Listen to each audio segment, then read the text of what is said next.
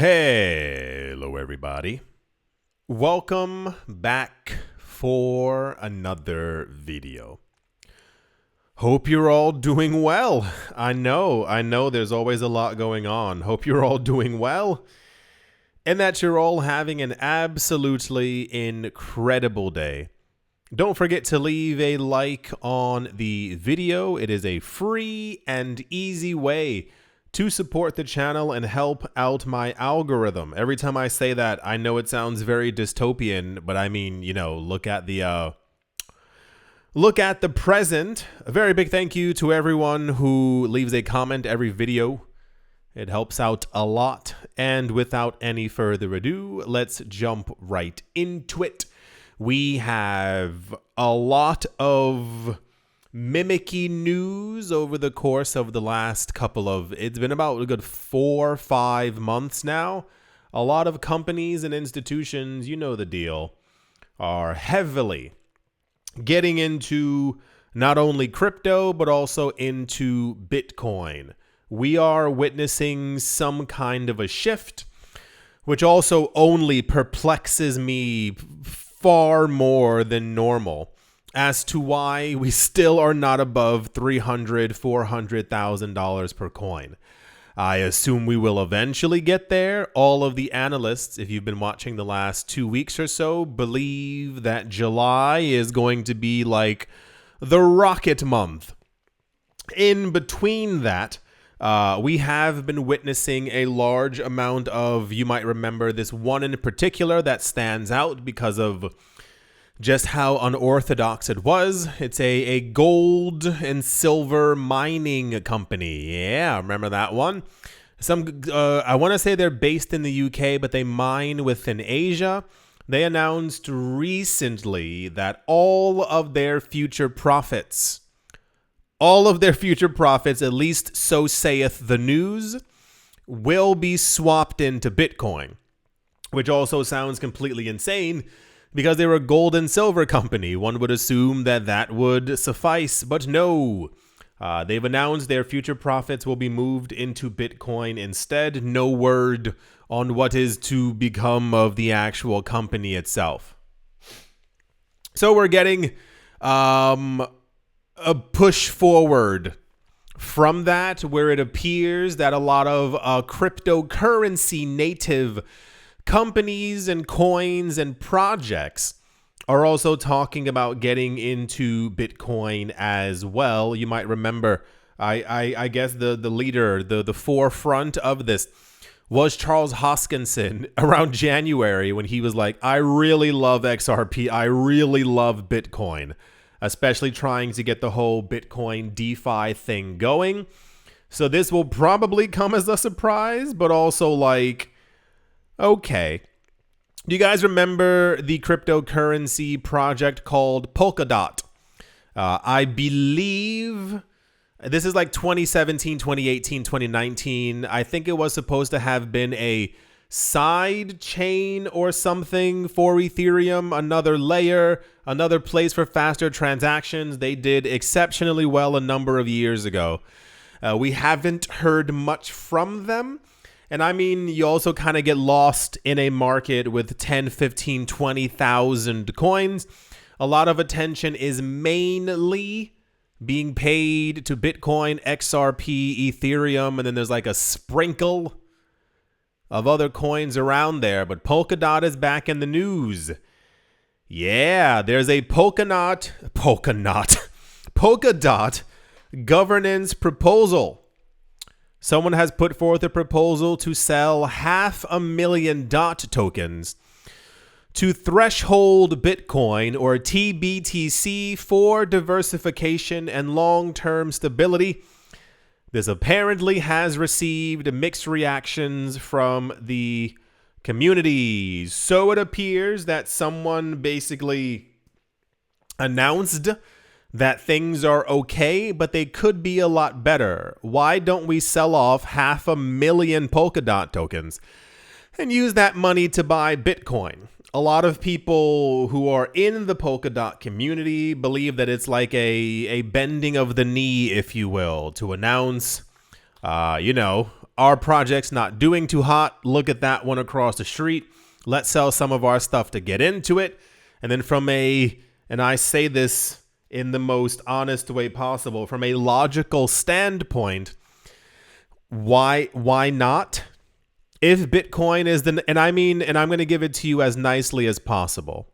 You can't begin to imagine how long I've been in this market and how many times I've heard XRP is going to be the number one coin. Ethereum's going to be the number one coin. Tron is going to be the number one coin. Bitcoin Cash, Satoshi's Vision, that's going to be the number one coin. PolkaDot will eventually pass by Ethereum and then give Bitcoin a run for its money. Every single coin, every generation, every cycle, gosh darn near every season at this point has announced that they're going to usurp Bitcoin in some sort of way. If Bitcoin is currently at the top of the charts for adoption for companies, institutions, global banks, you know the whole spiel, why not? Why not convert? And also, this isn't like hundreds of millions of dollars, by the way. I think it's a couple million. Not knocking it, but it's more of a, why would you be against this as opposed to making sure if Bitcoin goes to $3.6 million and this company's holding a huge portion of it, that basically will fuel them and give them the money to be able to properly invest in the ecosystem and continue PolkaDot for many years to come. It says, while some see Bitcoin as a hedge against market uncertainty, others remain skeptical about the timing amid all-time high prices. Whoever's skeptical, like go sit in a corner somewhere. We're not even at like 180. Like, I mean, I don't know what to really tell you. Like, we're not even close to 500,000. If anyone's skeptical right now, this might be your first go around in the market. That's not being mean. I had a couple of friends years ago. I remember if Bitcoin would go up by like 3,000 in a day, like price wise, people would text me, should I sell? Am I selling? I just saw it went up. Should I sell? And it's like the price hasn't really done anything. So, cool it. In early June, pseudonymous PolkaDot community member, Hippie Stank, his username is called Hippie Stank, proposed the creation of an initial Bitcoin strategic reserve over the course of a year. Upon consensus from the community, the proposal would sell 500,000 PolkaDot tokens and reinvest them into Bitcoin using DCA or dollar cost averaging. And here's the proposal right here. Apparently, a number of people are for it. I appreciate your logicness, in your mind. It's kind of like years, and I mean, people were angry. Years ago, Brad Garlinghouse was on TV and someone was like, well, you guys are dealing with XRP. How do you feel about Bitcoin? And he's like, I think Bitcoin is great. Bitcoin is ABC. And I also own some Bitcoin. People the next day on Twitter were like, you traitor, I can't believe you. And it's like, well, he's an investor. So while his conviction may remain strong for XRP, the guy also has eyes and ears and also is like hanging out with like presidents, and he knows like something. So at some point you have to diversify. It's like being in crypto. Like, you don't just own one coin. You might have a lot of love for Dogecoin, but my friend, that is not one of the coins being added to the reserves. And it is, so yes, I was actually a little shocked at how popular this was simply because it's PolkaDot. And I was like, okay, cool. Maybe money will be sloshing over into another market. But a lot of people were also a little peeved by this.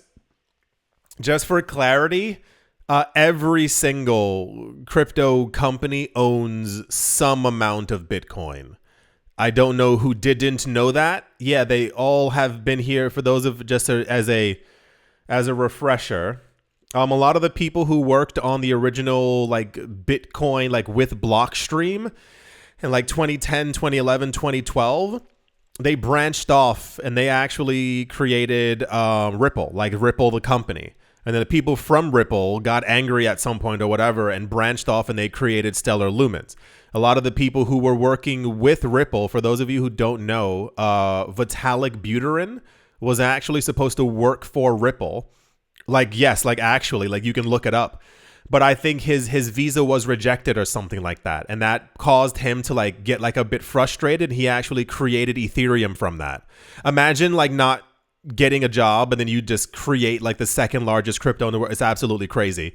The people from Ethereum, some of them branched off to create PolkaDot and also Cardano. All these people know each other. They're not like idiots. Like these people have probably 3, 4, 5, 10, 15,000 Bitcoin because they got in when the price was like 50 cents. They were the original developers. That's what I'm talking about when I say like do your own research, like read through the history. So this weird idea that another coin project can't simply own another coin is like, that's what non-rich people think and how they act. No, you diversify. I told you that before. You might not like Apple. You might not like Microsoft. You might not like soda. But, you know, if their stock is performing well over the course of a 10, 15, 20-year period and those dividends look right, you put your money into it. You don't go, no, I'm going to fold my arms.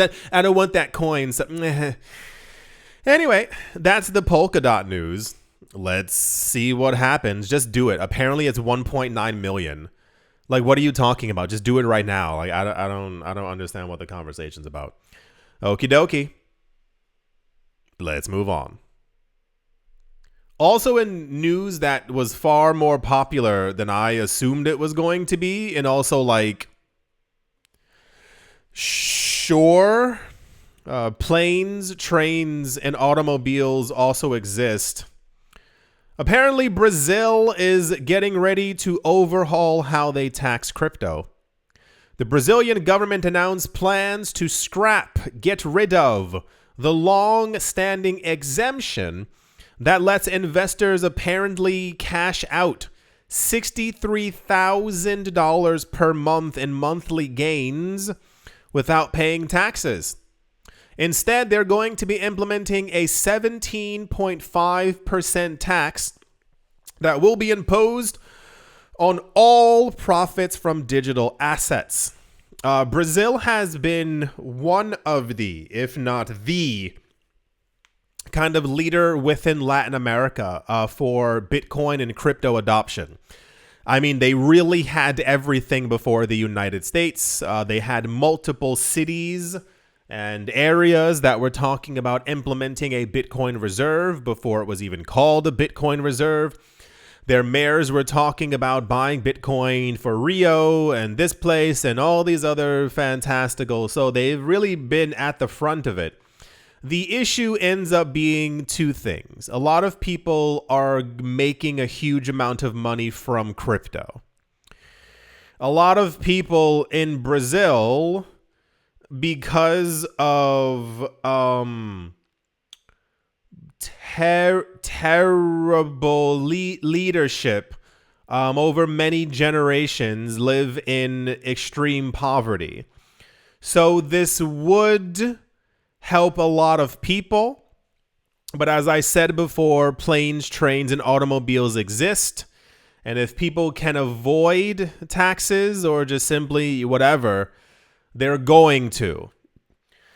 So this was popular news because I believe there were two other countries. I never remember. I mean, what have you.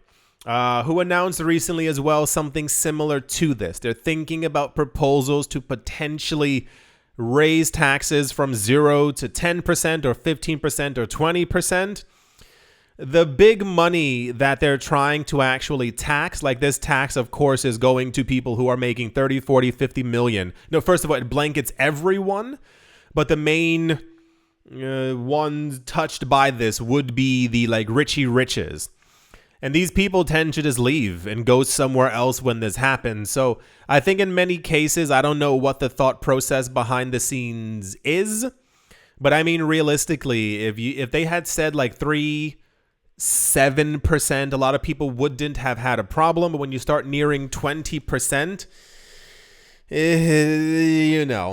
it says it's a major shift that signals Brazil is taking crypto a lot more seriously, and it's going to impact everyone from casual traders to big institutional players. We've seen this play out before. People just simply leave.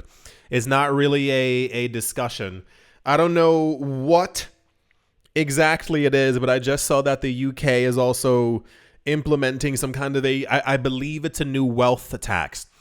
And of course, I found the most ridiculous video on it. It was this woman who owns a castle, and she was like smiling in front of it, and they were like, yeah, it only cost us 5.5 million, but with this new tax we're leaving, like we're not staying here. And I was like, that's usually what money does. So yeah, I mean, from a logical standpoint, one would hope or assume that this would actually help people who have been not faring well under economic policies from corrupt politicians.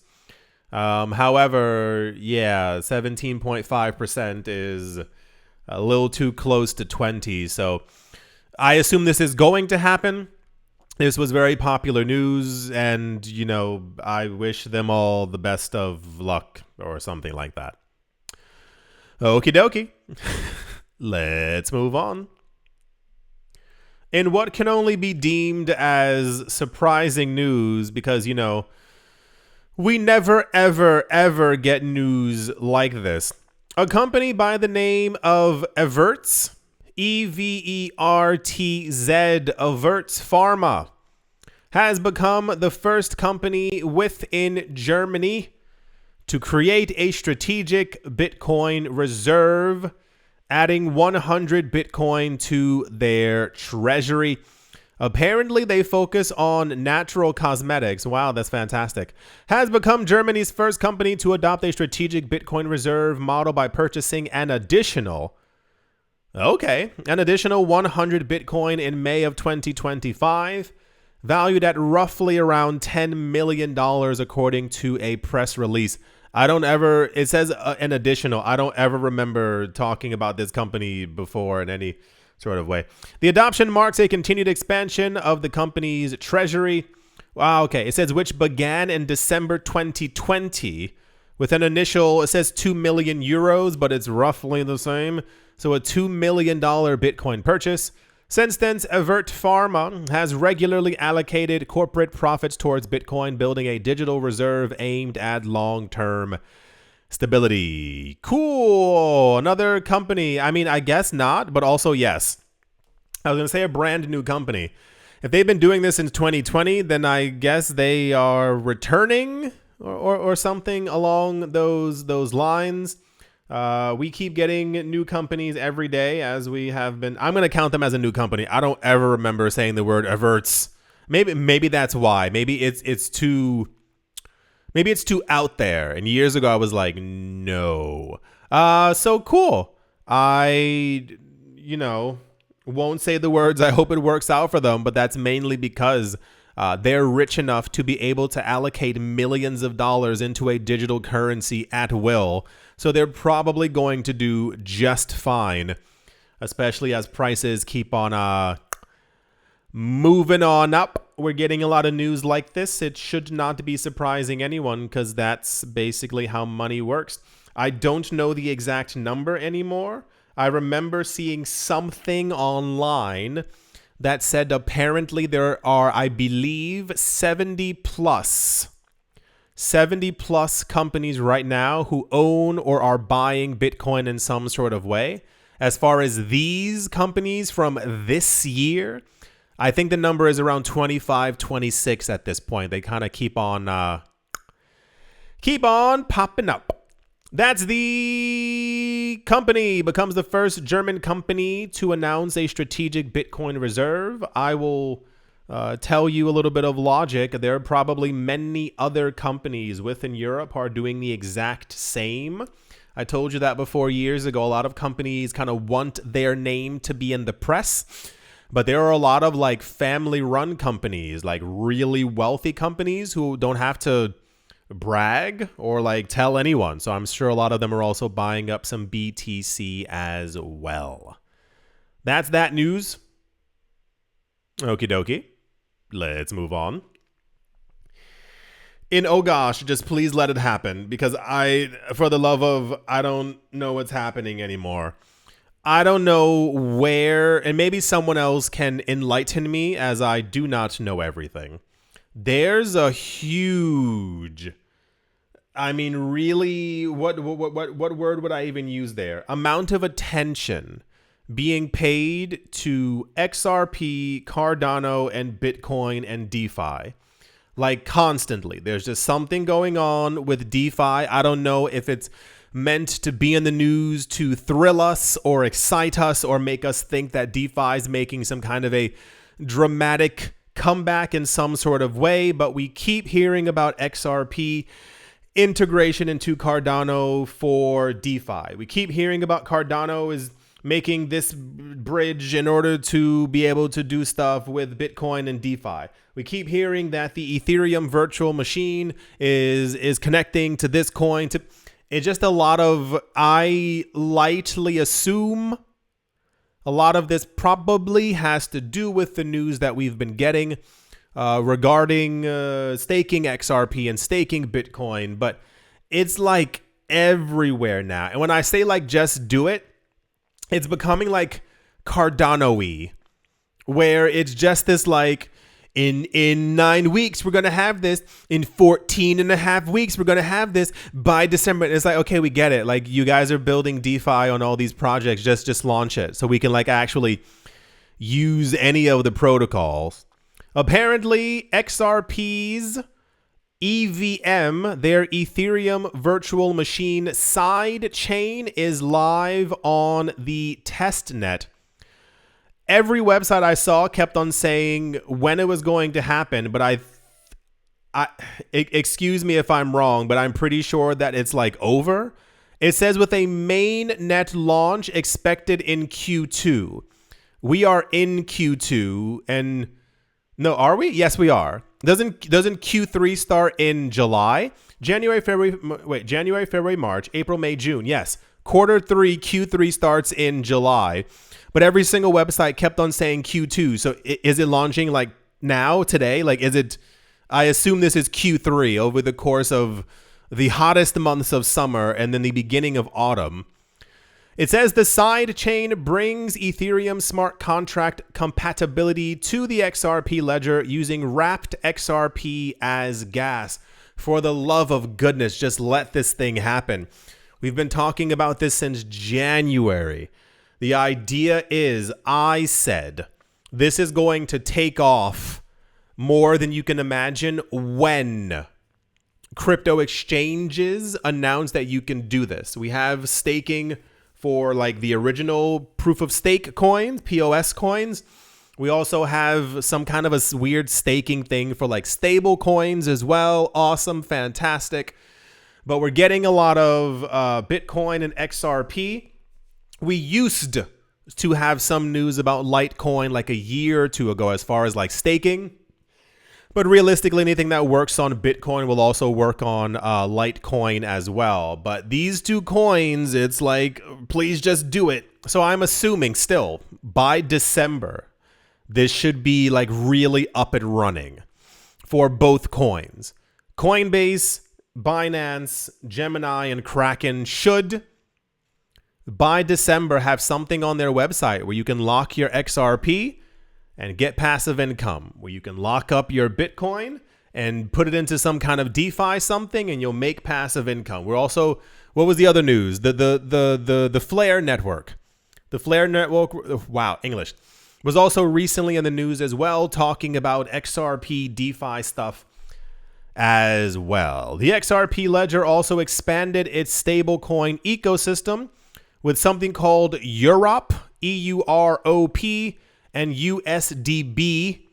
It says to strengthen regional adoption, the XRP ledger is preparing to roll out an Ethereum virtual machine sidechain in Q2 marking a major step toward Ethereum compatibility. The development was confirmed by Ripple CTO David Schwartz at the Apex 2025 event in Singapore, with blockchain firm Persist helping lead the effort. The Ethereum virtual machine sidechain is designed to combine the XRP ledger's low cost, high-speed settlement layer with Ethereum's robust smart contract capabilities. This is clearly going to be absolutely monstrously gigantic. When you can, in real time, see exactly how much XRP is locked up. That was also a bullish thing years ago. When Ripple said, okay, we're going to put our coins into escrow, people had the assurance that these coins were going to stay still. So when you get the idea that all the other circulating coins, if we have 15%, 20%, 33% of all actively circulating XRP locked up on the Ethereum virtual machine, on XRP Ledger, or on Cardano, or on some other chain, or on whatever, and we can see that those coins aren't moving, that also is going to boost the price of the coin as well, because we know that those coins are essentially in stasis. And as the coin's price goes up, you are therefore incentivized to keep your coins locked up there. The more they're locked up, the more passive income you get. The more passive income you get, the more coins get locked up. The higher the price goes, the more. And that's going to be the loop. So cool. I'm very excited for this to launch. Just so, I mean, if I can be honest, just so we don't have to hear about it again, because this is like like I said, it's very Cardano-y. Just do it. Just launch it. I'm sure it's going to be just fine.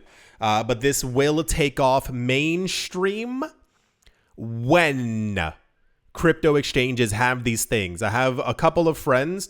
They invest heavily into altcoins, and they're looking forward to be able to lock up their XRP and basically get passive income for it. We were talking about that before when I said I had some friends who had actually foregone, buying one or two properties and instead putting money into crypto. So this idea of, well, I didn't put it into property, it's in crypto, but that crypto is also going to basically give me rental income is very, very strong. I do think that is going to do it for this video.